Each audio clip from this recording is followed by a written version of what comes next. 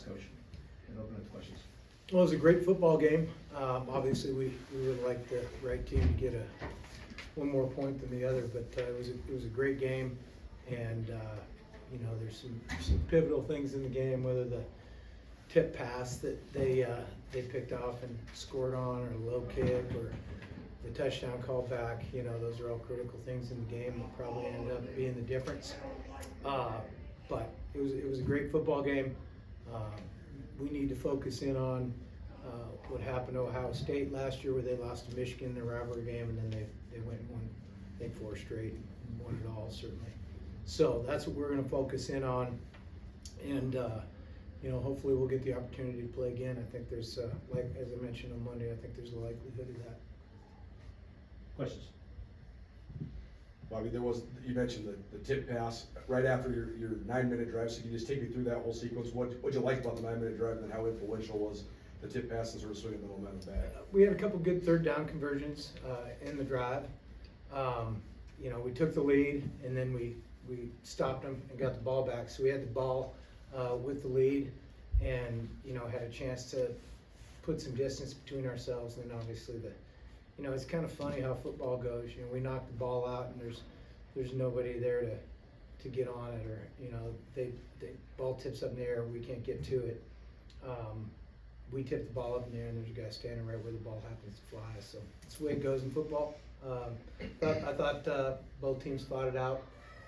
Got some coaching buddies that coached all over the place, and they were impressed with the intensity of the rivalry. Seemed like they were able to run it pretty good. Can you just kind of talk about the battle in the trenches, especially down the stretch in the fourth quarter? Well, you know, the last drive they ran it really effectively. The 4th and 1 hurt. It would have been nice to get off the field and see if we could go down and win it. Justin Lamson was getting loose a little bit in the run game too. What did you see from him, and how was he able to get some of those long gains? Yeah, a little of that was by design, you know, and then we got to make tackles too. He did a good job today. We were pretty. We went in the game and we were fairly simple on defense. You know, we'll go back and rehash that and evaluate it, whether that was the right way to go or not. But we were pretty simple, and you know, he knew it. He knew what he was getting for the most part, and I thought he executed well. What was the breakdown on the blocked field goal attempt? A low kick. Coach, what do you think about the way that you were able to execute your offensive game plan, in particular, kind of the short passing game seemed to be pretty effective? Yeah, you know, I thought we played well in all 3 phases. Like, it's 2 and 3 in the country, right? You know, the defense gave up 24 points. Special teams were quite effective, and then offensively, we moved the ball well and scored 28. So, you know, probably should have been enough, but it wasn't.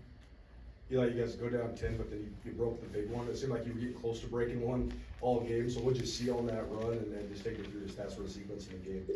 I just kept trusting the process and the way it's supposed to be blocked, because I knew once we got everybody blocked and then leave the guys free that I was supposed to deal with, I knew I'd have a long one eventually. So. TJ, what were some of the challenges you guys faced just in Montana State's run game, especially when they have the quarterback into it? Yeah, I mean, they played a good game. We got to execute better, and we'll execute better going forward. For TJ and Eli, just how much you guys hope you could get another shot at them in the playoffs? We want a shot at them for sure. Yeah, Probably be another great game. it will be another great game. Yeah, Eli, I know obviously you want to come on the other end of it, but it's been the first kind of back and forth competitive rivalry game that you've been a part of. So how would you describe like what that was like? We knew we were in for a game for 60 minutes straight, so I mean, we prepared for it. I don't know, we expected it. Coach, their abilities to get a couple 4th downs and the 3rd down late, especially. What did you see there? What do you think was I don't the key to know. I those? mean, you know, the difference in winning and losing. I mentioned a couple of things. I mean, they get the 4th down by a foot. You know, it's just what it is, right? I think it was a good gamble by them to go for it. The way we were moving the ball, and you know, they got it. Wasn't anything complex. Coach, I wondered about that 3rd and 5 coming out of the 2-minute.